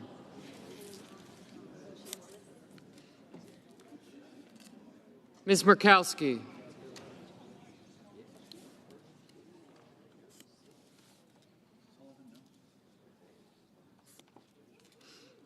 Mr. Murphy, Mrs. Murray, Mr. Ossoff, Mr. Padilla, Mr. Paul, Mr. Peters, Mr. Reed, Mr. Ricketts, Mr. Risch, Ms. Rosen, Mr. Rounds, Mr. Sanders, Mr. Schatz, Mr. Schiff, Mr. Schmidt, Mr. Schumer, Mr. Scott of Florida, Mr. Scott of South Carolina, Mrs. Shaheen, Mr. Sheehy, Ms. Slotkin, Ms. Smith, Mr. Sullivan, Mr. Thune, Mr. Tillis, Mr. Tuberville, Mr. Van Hollen, Mr. Warner, Mr. Warnock, Ms. Warren, Mr. Welch, Mr. Whitehouse, Mr. Wicker, Mr. Wyden, Mr. Young.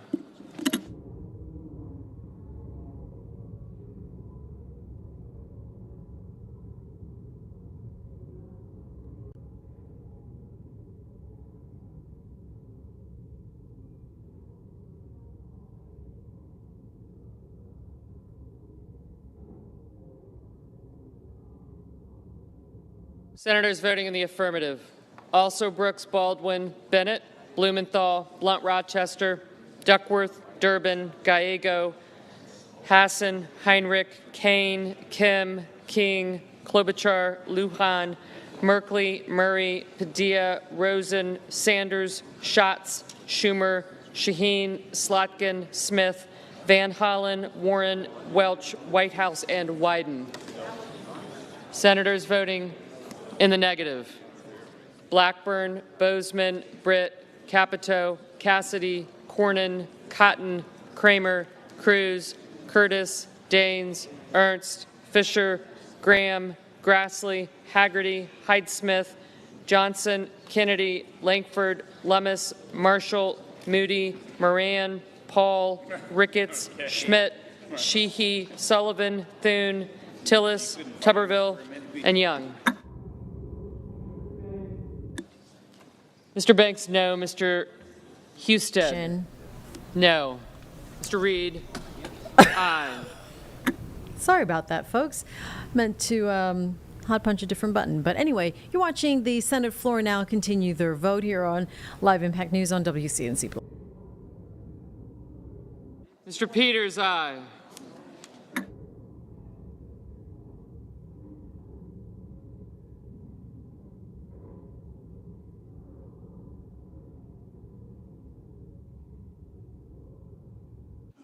Mr. Crapo, no.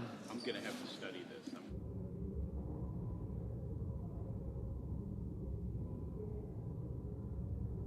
Mr. Budd, no.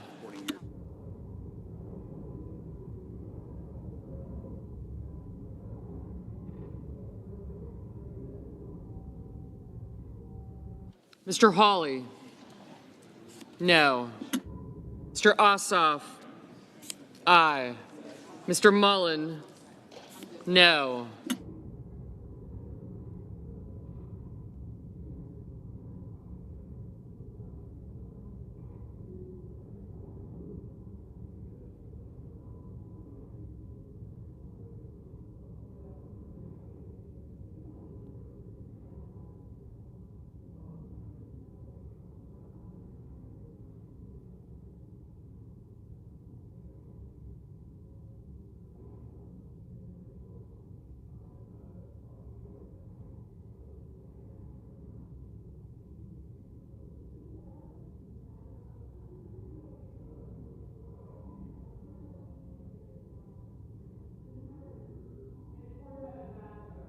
Ms. Cortez Masto, aye.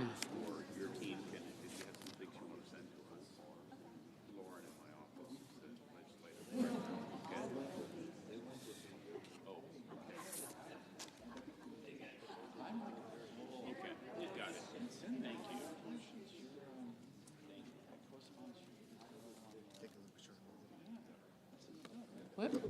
Mr. Hickenlooper, aye. Thanks.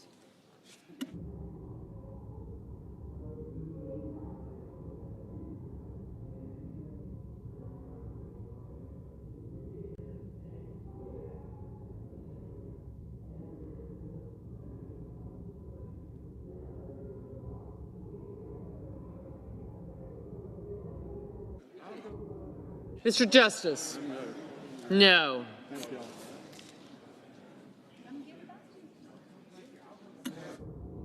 Ms. Murkowski, No.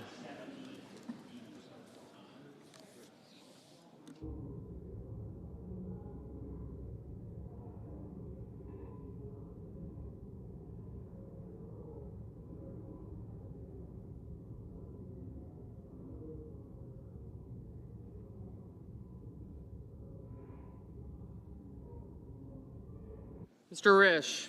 No. Mr. Murphy? Aye.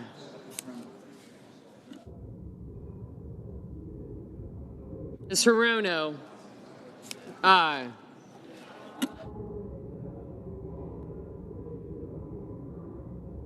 Mr. Warnock? Aye.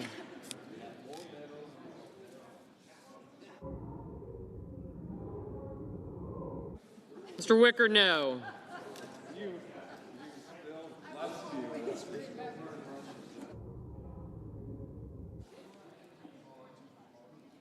Mr. Sullivan? No. Oh.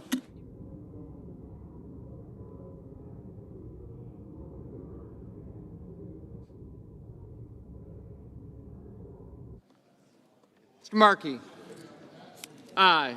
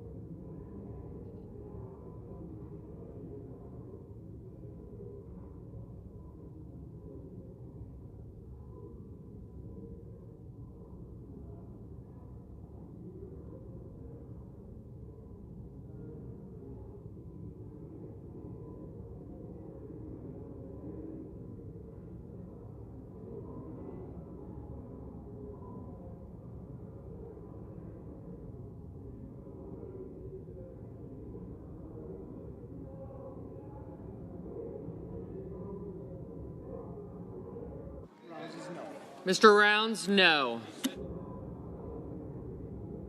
Mr. Marino? No.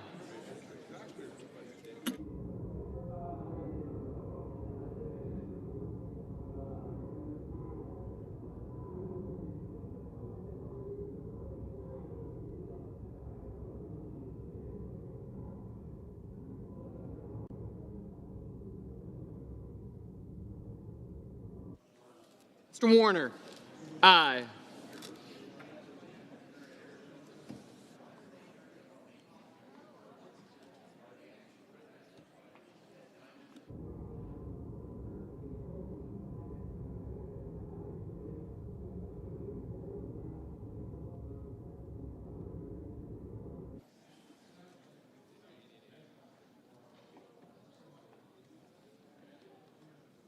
Mr. McCormick? No. Mr. Schiff? Aye. Mr. Lee? No. Ms. Cantwell? Aye. And you have been watching here on Live Impact News on WCNC Plus. You can see that vote-a-rama taking place on the Senate floor as the Senate is expecting to